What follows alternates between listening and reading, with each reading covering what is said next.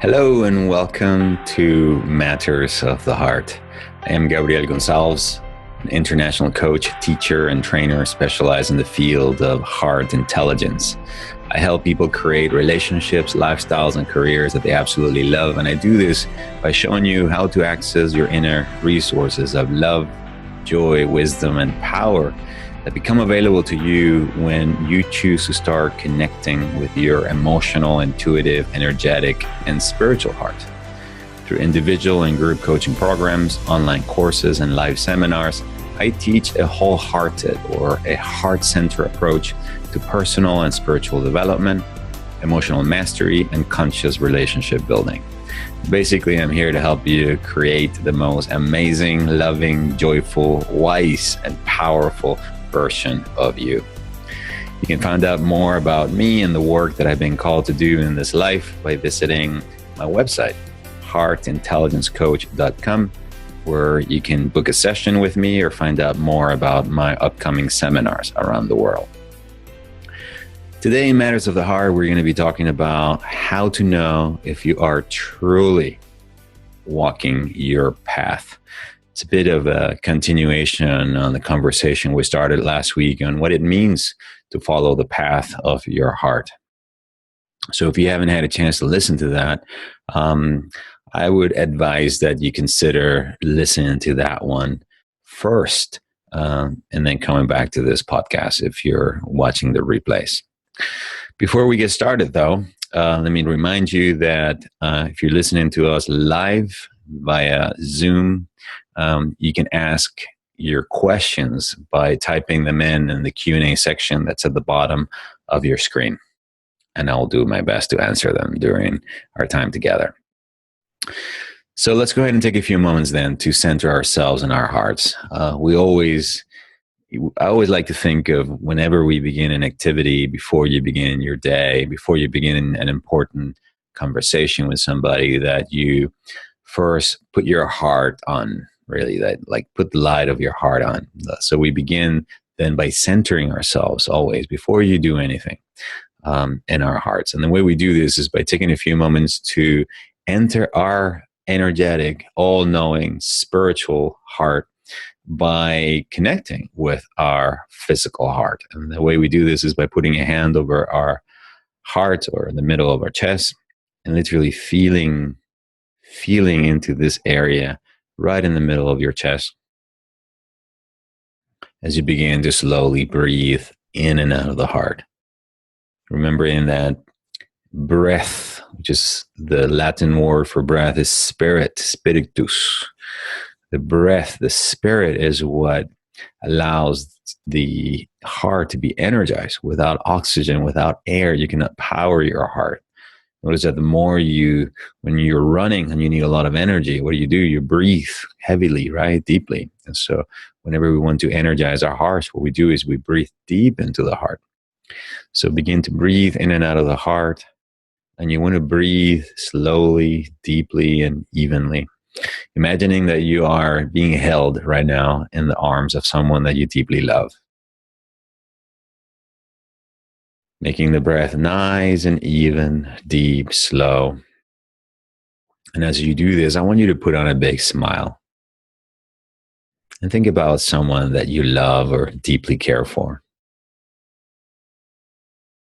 And as you allow the feeling of love, care, appreciation for this person, it could also be a divine being if you wanted to, but anything or anyone that evokes a feeling of care, compassion, appreciation, love.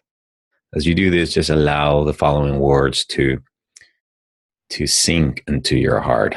As we begin by, in the name of the Father, the Mother, the Christ within us, the Buddha nature within us, the Atman presence, or just simply the divine in human form within us, to attune, connect, and align to the infinitely loving, all-knowing, all-powerful heart of God, the central sun of the cosmos, of the universe, the all-loving, all-knowing intelligence in which we're now breathing, living, being, and having our being right here, right now, calling forth within us the same qualities of love, wisdom, and power of the Godhead to be fully realized, ignited, blazed is inside our own hearts by the activation of the love, wisdom, and power. Beginning to see these as a threefold flame that is now ignited, burning in our hearts.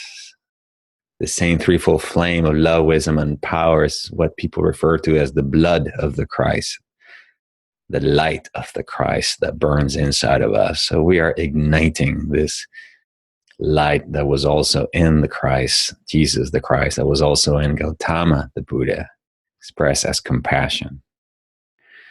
The light that heals all pain, transmutes the past, offers us self-compassion, forgiveness for our past mistakes, clearing anything and everything that is blocking us from experiencing love right here and right now. We give thanks for this connection. We give thanks for knowing that this is the experience of this moment, and that we choose to carry this threefold flame within our own hearts now fully balanced and active, amplified, not only from here forward, but for the rest of the week, the rest of the month to come. That what we are experiencing right now is real and true, and that this light within ourselves is what, through its all-knowing capacity, guiding us our own path of the heart. That the path of the heart cannot really become fully realized until we begin to follow the love, the wisdom, and take action in the power, or through the power of this loving intelligence that we access through our hearts. Therefore, we can say that the heart and the path, and the path and the heart, they are one and the same. So we give thanks for this knowing. We give thanks for knowing that we are now attuning and aligning our hearts and our minds into a greater intelligence that is opening us up to welcoming new insights, new ideas within ourselves as we listen to these words.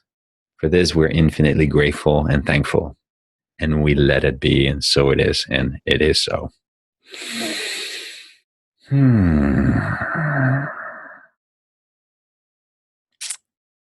How to know if you're truly walking your path? Are you walking your path? What do you think? As I'm asking you this question, what comes up for you? Is there an absolute yes, I am, or I'm not sure, or well, maybe, or what do you mean by walking my path? Are you not sounding a little bit general, Gabs? A little bit, idealistic. What does that mean?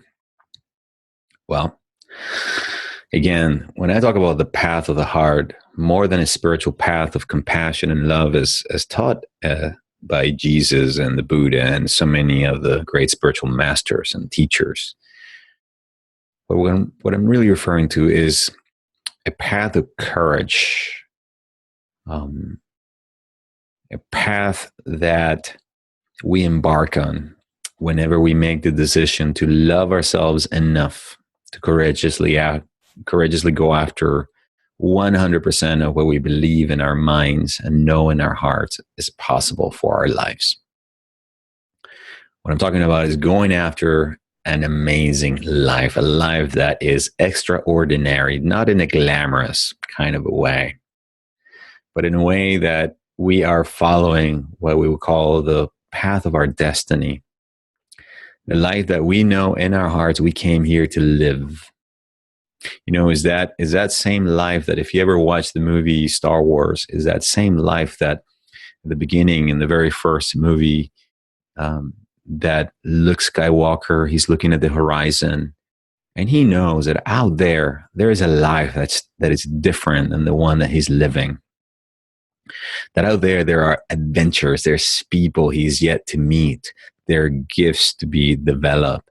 There is something that he is longing to experience, as Joseph Campbell would say, a life where he feels fully alive, where he's connecting with people from a place of greater love, from a place of greater compassion, Have you ever been in the presence of someone where you just feel more alive, more you than you ever have?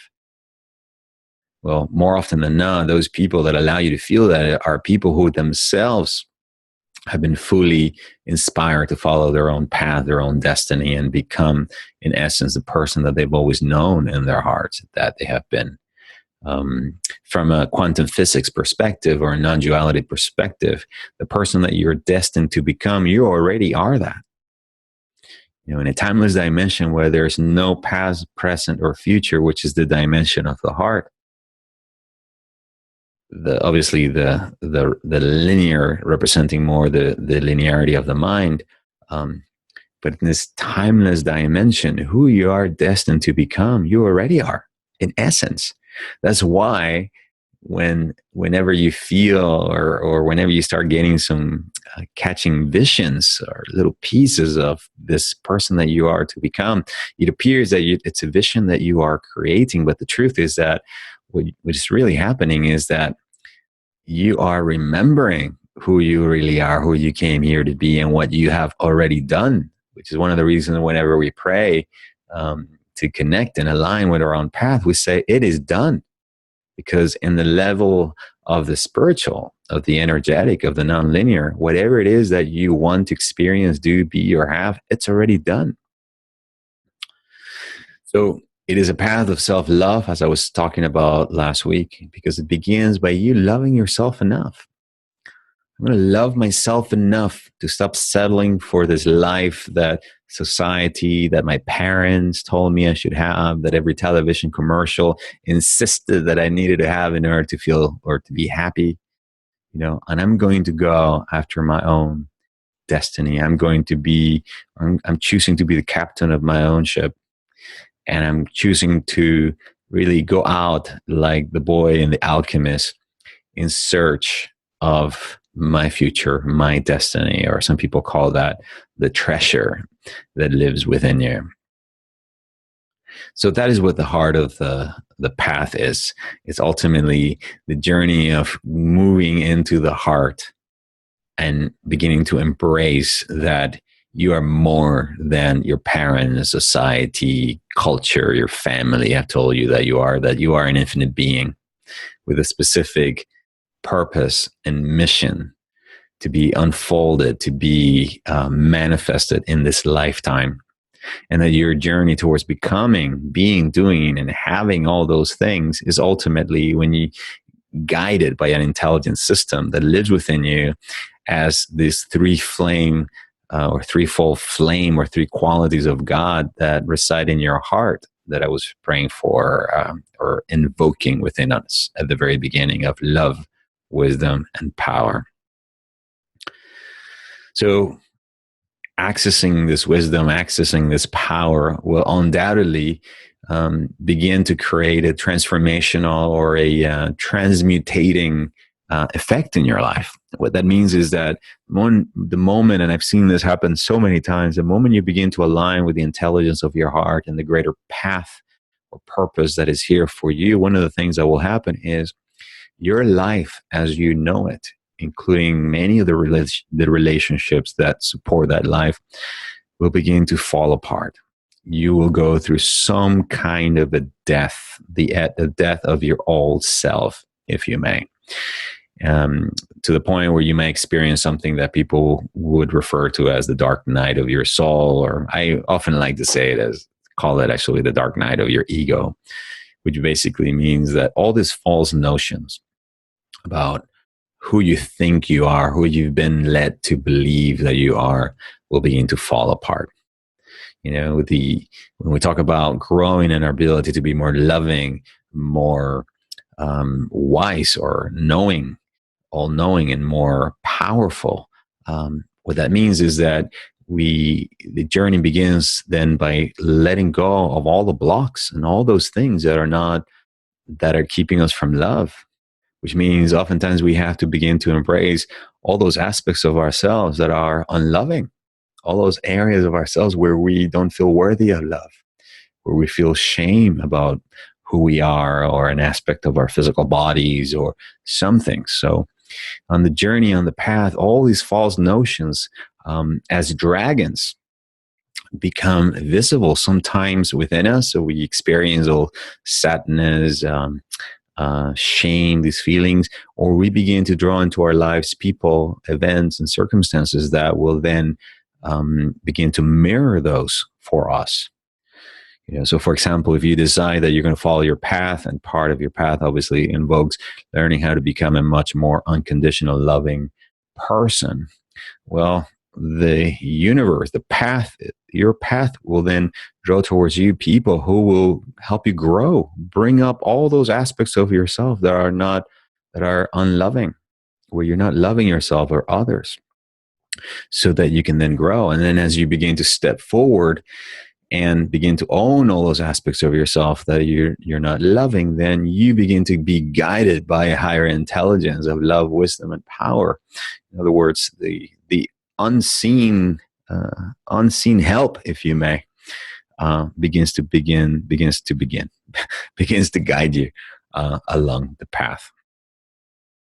So it is a path then that, as you begin to embrace it, not only begins to slowly peel away all those layers of what I would refer to as your false self, or your false identity, or your limited self, or your personality.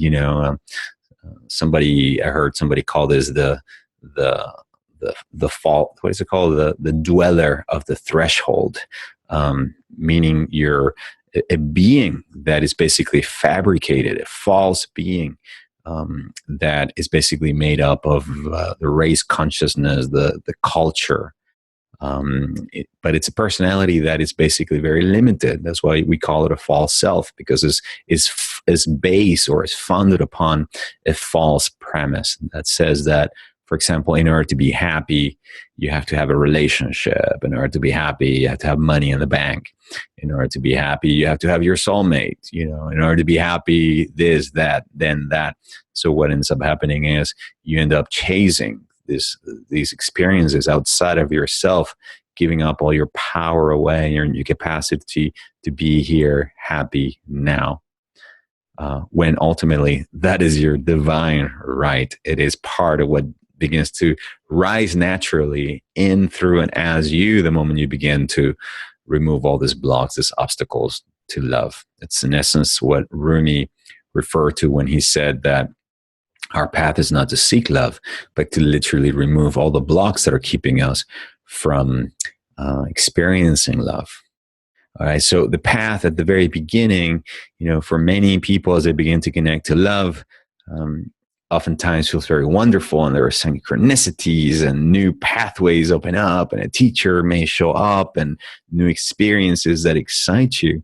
But along the journey, all these other aspects of yourself that are not based on truth, that are not in harmony with the whole, they have to be left. They have to be left behind. It's the essence of what Jesus meant in the story in the Christian Bible, where a young man with lots of money came up to him and said, "Master, I want to follow you." And he basically said, "Great. To do that, you will have to give away all your possessions and then come follow me." And it's not really a moral or a thing about money. It's the metaphor, or the story. It's the allegory. It's really speaking about all those things that we have acquired along the way that are not ours, that do not belong to you. The shame that you receive from your parents when you were told you were not good enough, smart enough, not handsome enough by society, by publicity, television commercials, television shows, books that you read, friends in school. I mean, all those false notions that you took it on, and you, like possessions in a house, things that you get attached to, you make them your own.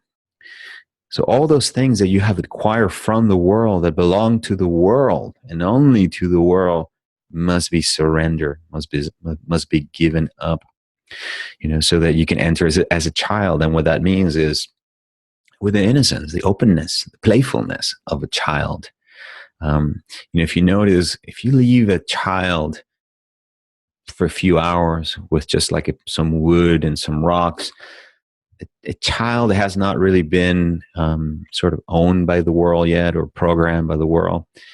We'll use those rocks, we'll use those stones, and we'll derive many, many hours of happy playfulness, joy, playing out in nature with all the things that are freely provided by our Creator and the elements of nature, providing tremendous amount of joy, as he understands at some level that his or her essence is one of joy. And so what we're really doing then is we're stripping away all those things that do not belong to us. And then as we do that, the light of the heart begins to slowly come more and more and more alive, which is our natural inheritance from the divine.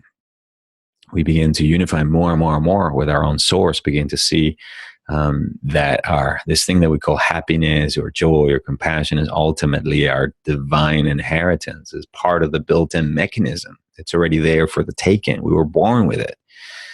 And then it is then what begins to guide us, that sense of being alive. There's a lot of simplicity to it. And what begins to happen is something much greater than you begins to guide you, bringing to you the right people, the right events, the right circumstances. And you begin to enter it in some kind of what I can only describe as a flow. This is a realm of synchronicities where the right books, the right people, the right circumstances begin to flow the way. The money that you need for whatever it is just shows up just at the right moment for the experience that at some level you knew you were meant to have or were longing to experience. So that is the path. You begin to be guided towards, away from the life that society or your parents planned for you, towards a life that is waiting for you.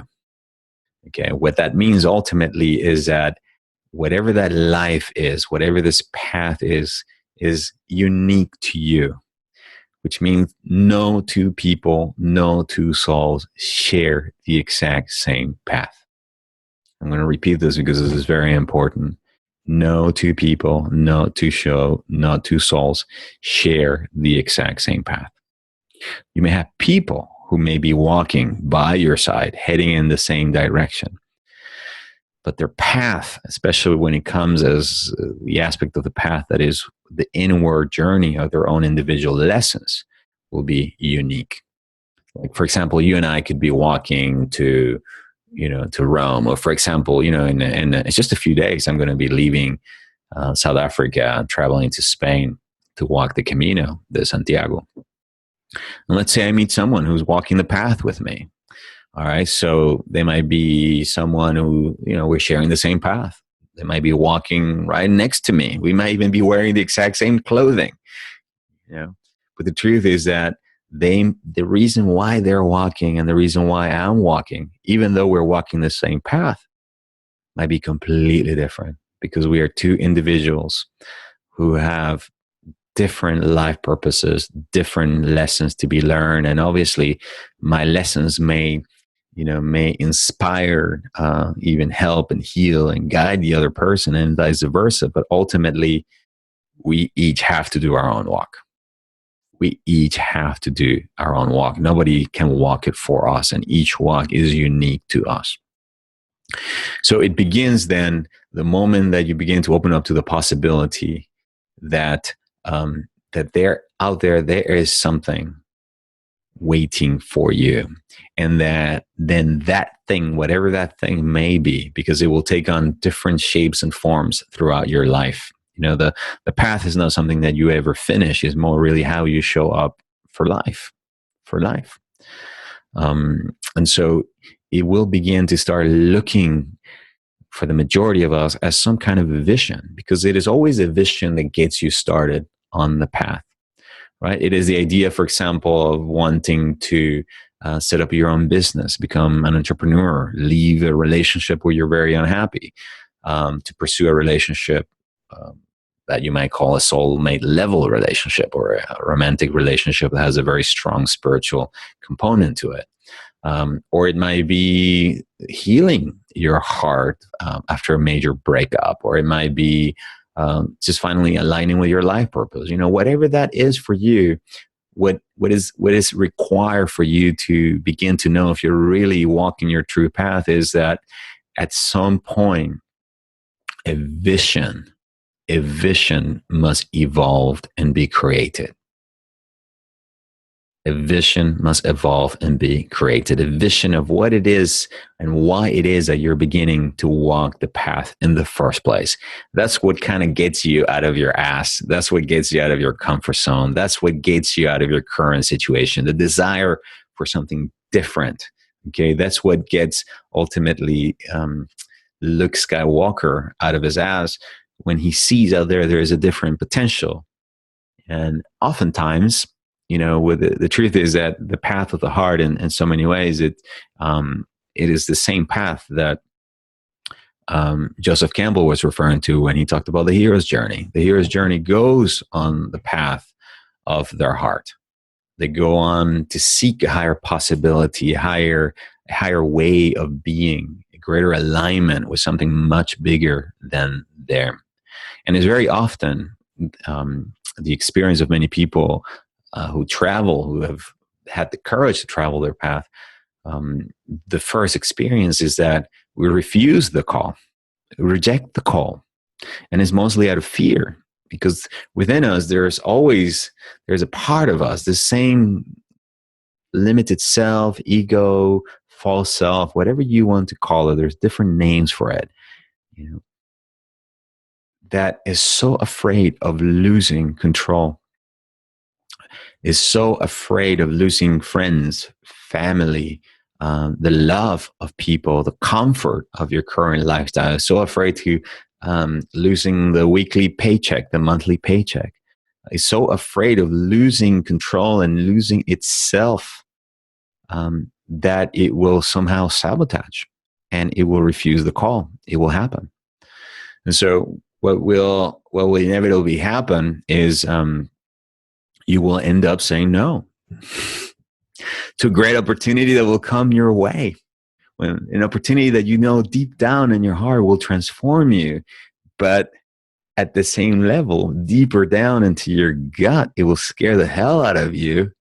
And you'll rationalize it, and you'll say, no, well, I don't have the money to do this. And how am I going to, who's going to take care of myself, and who's going to take care of my son and my daughter, or my business, or this, or, what's going to happen. And then I'm going to lose my friends. And you'll rationalize all these fears into a way, and you'll talk yourself out of what could be the most powerful, transformative experience of your life. More often than not, this is a necessary step along the journey. So you shouldn't feel bad about it, because it's part of the journey.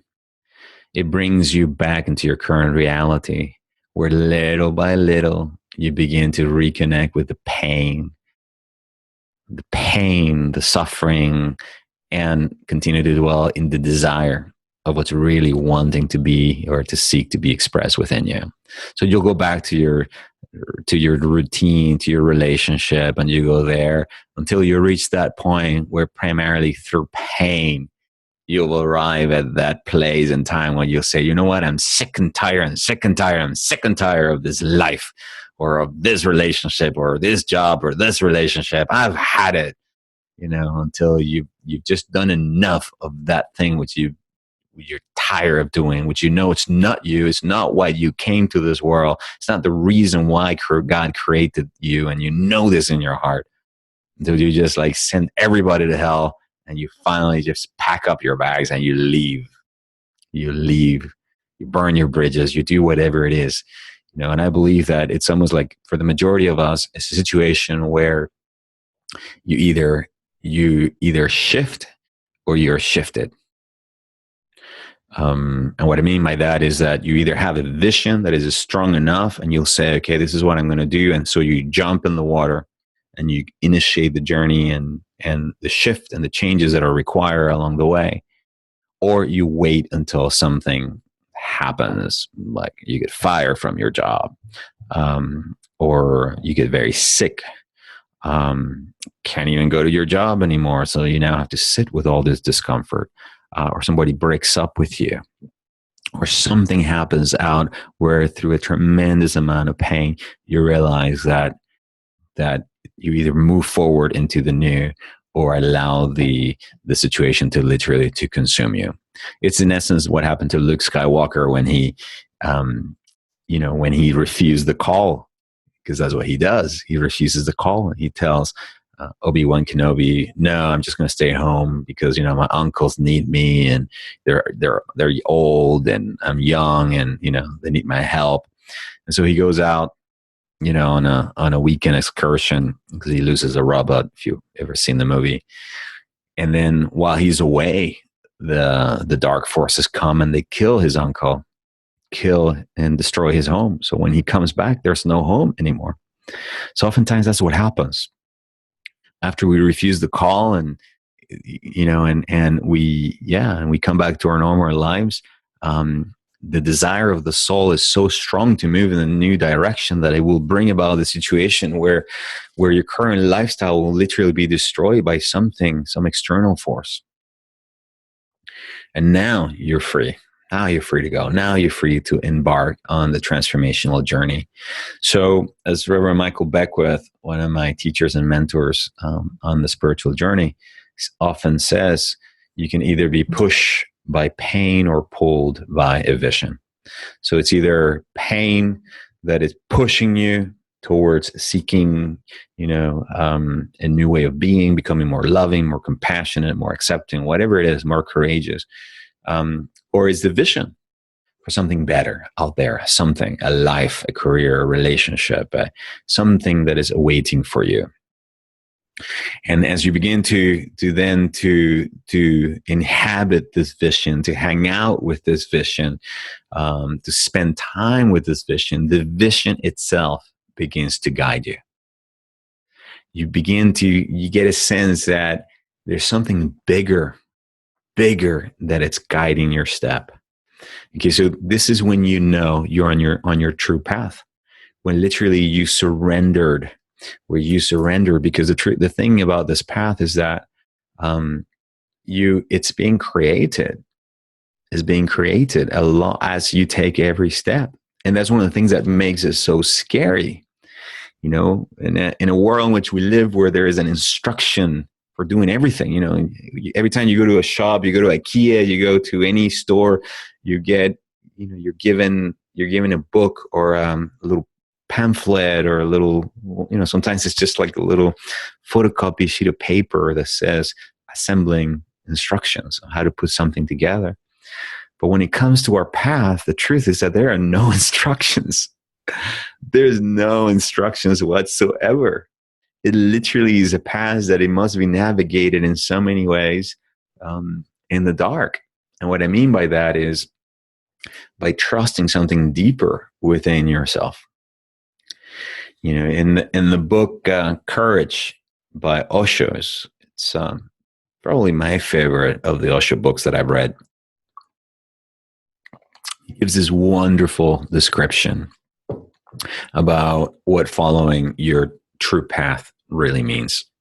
And he talks about how in India, there were two beggars, one who was blind and the other one who had no legs. And one day, these two beggars, who, by the way, they hated each other because they were competing for people's charity and money. They begged on the same corner. But one day, the streets, they catch on fire, right? And so they just instantly knew that if they wanted to save themselves, they had to work together, right? So they just knew that the blind guy had to get on the shoulders of the guy. The blind guy who could not see but had legs had to pick up the guy who had no legs, who had eyes but could see. And it was by carrying him, by putting him on his shoulders, that he was able to tell him turn right, turn left, and they were able to escape the fire. So what Osho talks about then in his book, he says that the mind or the intellect, it's like the legs, right? They can take action, can get you wherever you want to go, but it cannot really truly see. And the heart is like the beggar that has eyes but has no legs. Right? The essence of what following your path, or the path of emotional mastery, or the essence of what it means to live from the love, wisdom, and power of your heart, is that it is through energizing your heart, you create a unified field or coherence between the heart and the brain, where now you are accessing a bigger field of intelligence that allows you then to know that you know, to take action. That's what the power is, and to come from a place of love, which means from a place of service. What does that mean? Well, it means then that you know where you're going, because something deep inside is driving you, and it's literally guiding you through your feelings, through your intuition, right? Through the deep sense of knowing, which is how your heart speaks to you. And it's using the capacity of the mind and the intellect to plan, to organize, to schedule things. Okay. So the mind is a wonderful tool for planning. It's a creative tool, right? And it's also at the same time is taking action, is taking all the necessary that's where the courage is required. Okay. So that is what it means to then literally be truly and powerfully following your own path. Now, what I want to talk about now is I want to share with you what I believe are at least eight criterias or 8 signs that you want to watch out for, that are going to immediately tell you if you have come off course and you're not really truly following the path of your heart. Okay, so number 1, you are not following the path of your heart, your true path. If there's already a path in front of you, I think we already alluded to that. Your path is unique to you. If you can see that there's a path neatly laid out in front of you with instructions on how to get there, I'm sorry, that is not your path. Remember, your path doesn't exist, at least in the physical linear world. It exists in the non-linear, in the world of the absolute, which you access through your heart, through your vision. But it doesn't exist. It's there in potential. It exists as a quantum possibility. But the only way you create it is step by step, with every action that you take. That sounded like a song. Step by step, with every action that you take. Exactly. That's when you know you're in your true path. And it is that sense of uncertainty. You walk the path oftentimes feeling like you are messing it up, oftentimes feeling like you are so doing the wrong thing, or not feeling like thinking that you're doing the wrong thing, but knowing deep down that is the right thing. Almost like you're saying, have you ever done something where people ask you, like, why are you doing this? And you say, I don't know. It makes no sense. Yet I know that's what I need to do. Well, that's exactly what I'm talking about. So if there's not a path, if there's already a path in front of you, then you're not following your path. Number 2, you're not following your true path if you're trying to do it all on your own. Okay, the truth is that we are not meant to walk this path all alone. We're not. Even though it looks like we're walking it alone, the truth is that the moment you make the decision that you want to become a coach, you want to write a book, or whatever it is that you feel is the next stage of your path is asking you to do, at that moment, all the right teacher, the right mentors, you will summon all the archetypical forces that will bring about all the support that you need. Okay. So yes, there will be time when you're going to be walking it on your own, but the truth is that you will have a lot of support. It's like this Camino I'm about to walk. I'll be walking it, and yes, it's going to be Gabriel taking the step and feeling my own resistance and my pain in my body and emotions that will come up and memories, right? But there'll be other people walking it with me. There'll be a place where I'll be fed, where I'll be giving a comfortable bed. It might be a stranger with whom I might open up my heart and share what's happening with me, or someone I might listen to. So we have each other. we have each other. So, there will be plenty of Gandalfs and Merlins or Obi-Wan Kenobi, out there. The moment you choose to walk your own path. Number 3, you're not following your true path if you're constantly avoid facing your biggest fears.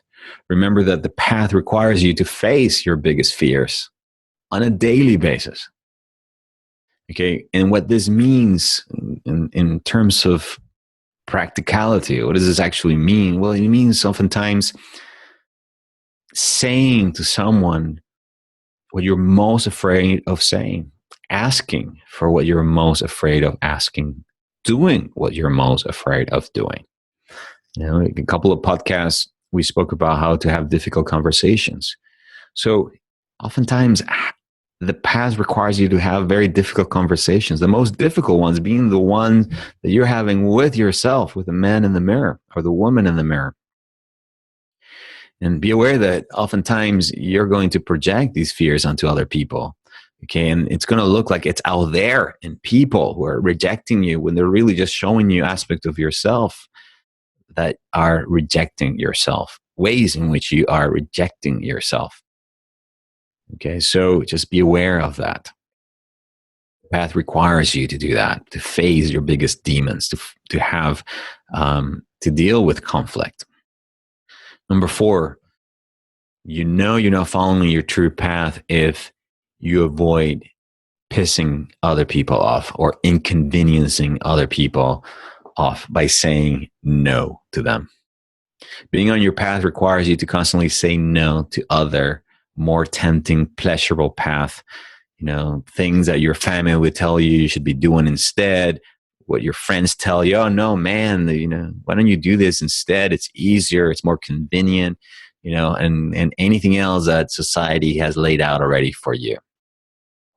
You have to be willing to feel the guilt or the shame that will come up inevitably whenever you say no to someone else or inconvenience them or piss them off. So if you're not pissing somebody off, if you're not pissing off your family, your friends, or whoever, your clients, because you're saying no to them because you want to go in a different direction, which is ultimately what makes a path, then you're not following your true path. The path of your heart requires you to inconvenience others. Number 5, you're not following your true path if you are not regularly journeying into the depth of your own heart, into what I call the void inside of your heart. So even though you're going to be walking outwardly, and it's going to look like you're out there doing things with people and moving in the direction of your dreams or whatever that may mean for you, the ultimate truth about the path of the heart is that it's a journey towards the center of your own existence. And this is going to require you that you take regular time or periods to go into that dark cave or the closet of your mind, to descend into the void inside of your heart. Oftentimes what that means, it's going to all those places where there's no love inside of you, going into your darkest emotions. Oftentimes I found this is where a lot of my own addictions, for example, came from. Okay, therefore, it is important that you create time regularly to meditate on your heart, to build up your emotional capacity to love your own darkness, to love your own void. That is an inevitable part of the path, of your true path. Remember, the transformation, even though it appears that you're doing all these things on the outside, but what makes it the path of the heart is you're really journeying toward the core of your being. Number 6, you're not following your true path if you're not experiencing long periods of hard work with zero rewards. Those moments when you're just working and working, you got your nose down and you're working and you're walking and you're walking and you're walking. And you're kind of like looking around to see somebody recognize how hard you're working or the pain that you're enduring, and there's like no one there to say, hey, Gabriel, you're doing a great job, man. Keep walking. I'm proud of you. There's no one. So you're going to cross deserts and valleys and go through periods of hard inner and outer work without anyone watching other than the divine within you and obviously your unseen helpers. And along the journey, you're going to look back and you're going to notice that during those times you were building a tremendous amount of confidence, self-worth. You'll look back on these periods as the difficult years, or those periods where you learn to walk. Walk for the sake of walking. Uh, you know, Giving for the sake of giving, growing for the sake of growing, getting to know you, but not necessarily because of the destination or because some kind of a reward you were going to get at the end. I remember when I first started on this journey as a coach and beginning to share my work through newsletters and these kind of things that I do these days, put out as guided meditations and articles. I remember I would go through periods, sometimes months, where I would just send out newsletter after newsletter, and there would be like no comments, no feedback, not a thank you. Oh, great. I loved it, Gab. Thanks for sending this out. Like nothing. And I remember sometimes I would sit down alone at night and I would cry. And I would sit down and I would be like, God, is this really helping anybody? Is this worth it? Because it seems like I'm doing it, but it's helping me and I'm putting it out there, but it's like nobody notices. Is this really what you want me to do? Literally, I would go through periods like that.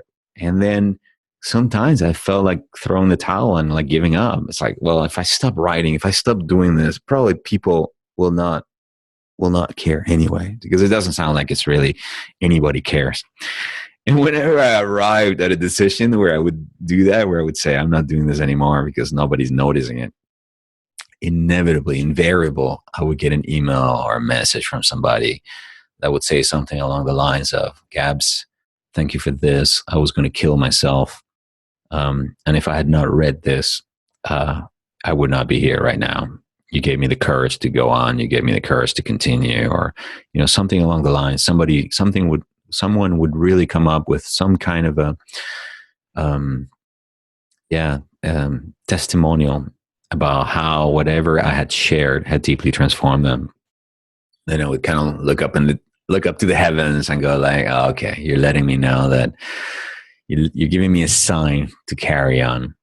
So your journey will inevitably take you through those deserts, those valleys, but trust that there is a higher intelligence that you connect through your heart that is noticing how hard you are working, that is supporting you.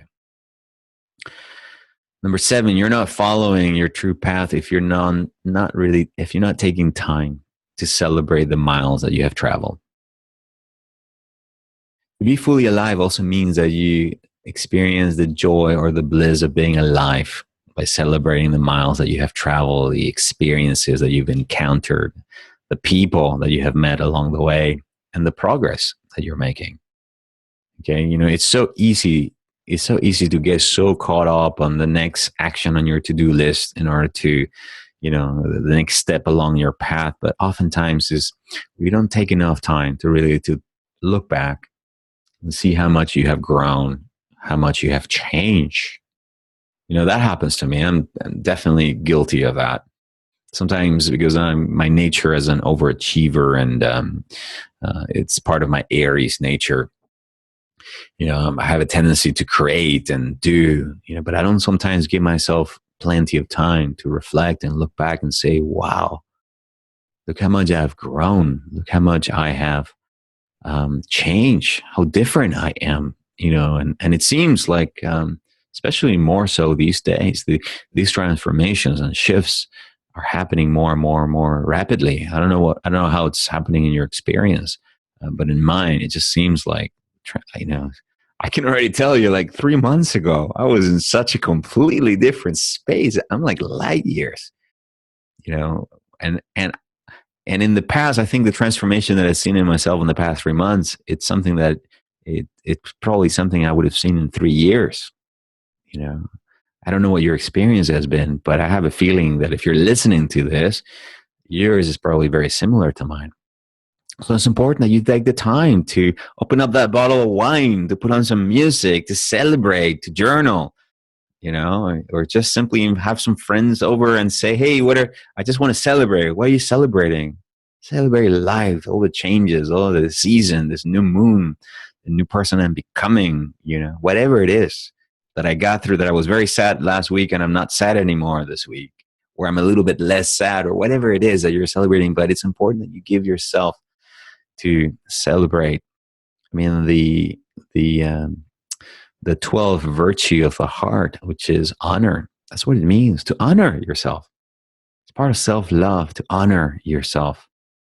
That's one of the things that makes us different from our animal world and from our dogs, the ability to self-reflect.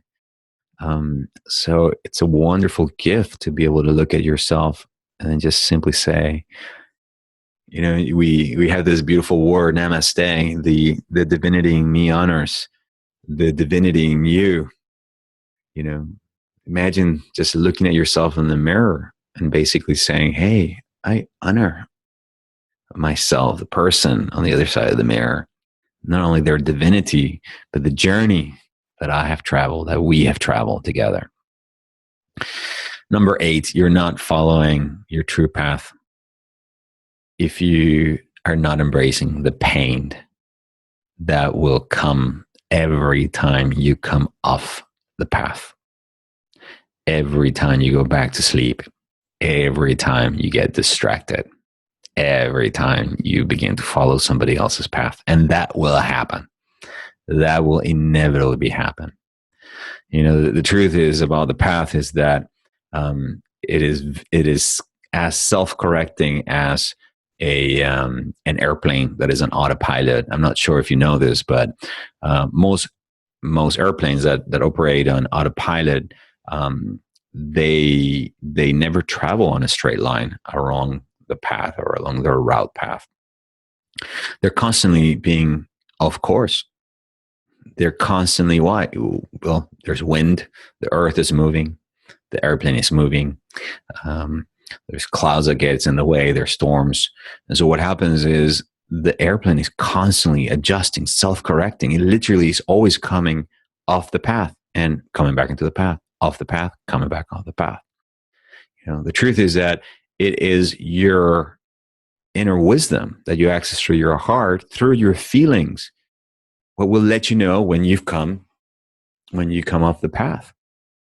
Yes, there will be times or aspects of the path that will be painful. There will be when you're facing, as I was talking earlier, those blocks to love. But oftentimes there will be also the pain that will be associated with whenever you fall off your path, whenever you stop following your path. I'm trying to think of an example of my own life when that has happened. Well, I'll tell you, it's a bit. There was a time when I was beginning this work where I was still quite addicted to pornography, and I would go and teach a seminar or teach a class or whatever, and then I would come home and then feel, after being in such a high space of love and connection and all of that, I would feel very disconnected, and then I would turn towards pornography as a way to sort of distract myself from the void and how disconnected and lonely I felt. And then after I got done, watching pornography, and I would immediately be invaded. I will just connect with this pain. And the feeling inside of me that was like, this is not who I want to be. I don't want to be this guy that is like experiencing this joy, connecting and bringing people together, and then alone at home and, in the darkness when nobody's watching, he's watching porn. And it wasn't a moral thing, because I don't believe from a moral perspective there's anything wrong with porn. It's an expression of our sexuality, created by adults. So it's not coming from a moralistic view or belief. It's just coming from a place of what my heart is really longing for and desiring is a relationship with someone that I deeply love, with whom I'm connecting physically, emotionally at this level. And so I felt the pain of not being or not having what I wanted, not being on that path, and actually doing something that at that moment, it's keeping me off the path. And so oftentimes then, along the path, you will be inevitably confronted with the pain, sometimes physical pain, sometimes emotional pain, of being of your path, of your path, and the only thing that really works in my experience is self-compassion. That's ultimately what allowed me to transcend, my addiction to porn, and food and social media and a lot of other things, because oftentimes it's something that we look for outside of ourselves to distract it or keep us from feeling that pain, for feeling our own sense of disconnection from our higher power. And so just know that ultimately it is the heart itself and your ability to offer yourself that compassion. What I mean by that is to see yourself as a being who's in pain, to see yourself as someone who has a deeper longing or a deeper desire. And that at that time, this moment this is the best way on how to, deal with your disconnect, deal with your void, until enough light begins to flow from your heart and enough compassion begins to get in, that you're beginning to find ways in which you are more aligned, or ways that are more in alignment with your path. I guess that's what I'm trying to say. That ultimately allow you to feel more connected and more alive and more you. And this is what I meant when I said, earlier, like every time I would go into the dark space, I would tell myself, this is not who I want to be. This is not who I really am. Okay. So there you go. These are the literally 9 ways to know when you're not really following the true path. Just to recap, as we're coming to the end of our time together, is number 1, you don't really have a clear vision that is unique to you as to what this path is about, what it is that you want to accomplish, be, do, or have. So it begins there. Number 2, if there's already a path in front of you, right? If there's a path in front of you, then it's not your path. You make it up as you go along. Number 3, when you're trying to do it all on your own, we're not meant to do this alone. There's a lot of help and support. Oftentimes, all you have to do is ask. 4, when you are constantly avoiding facing your biggest fears, the path requires you to face your dragons, okay? 5, when you're avoiding pissing or inconveniencing other people, okay? The moment you start saying no, literally, this is where I'm going, not there, not here, this, which means you have to say no to everything else that's not in alignment with your path. And along the way, you are going to inconvenience others who want you to be a different way, who want you to make them happy.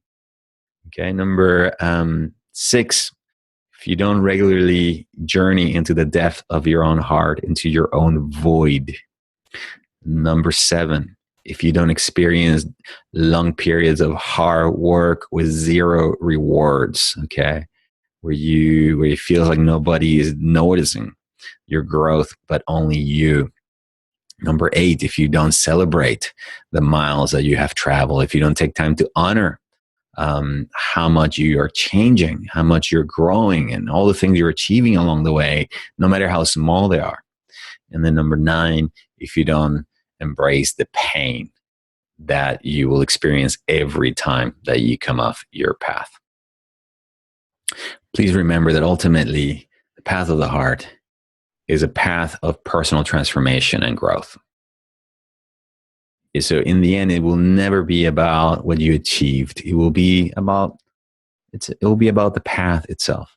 It will be about the how you walked it and the person that you became along the way, and the new qualities and the new gifts that you developed. Who you are as a result. Ultimately, when you leave this place, this world, that's the only thing you're going to be able to take with you as a soul. The experiences, and how much you grew in your capacity to be more loving, more giving, more forgiving, more compassionate, more loving, more wise, more powerful, and use these qualities of the divine, and express them while you are here alive. Okay, we have come to the end of our time together, so I want to thank you and appreciate you once again for all the time you've given me.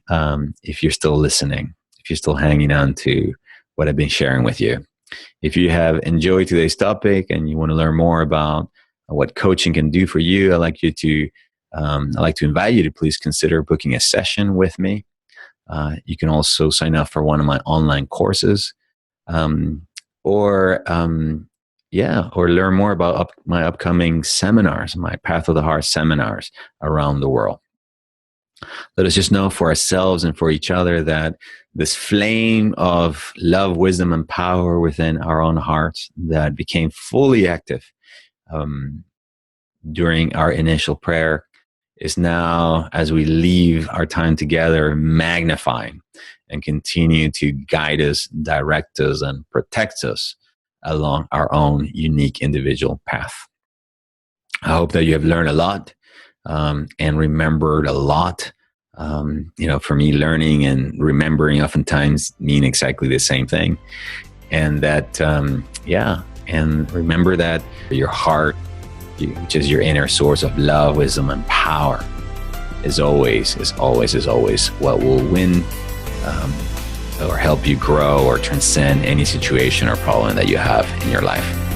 Until the next time we meet, I send you all of my love. And once again, thank you very much for being here with me today. Bye-bye. Take care.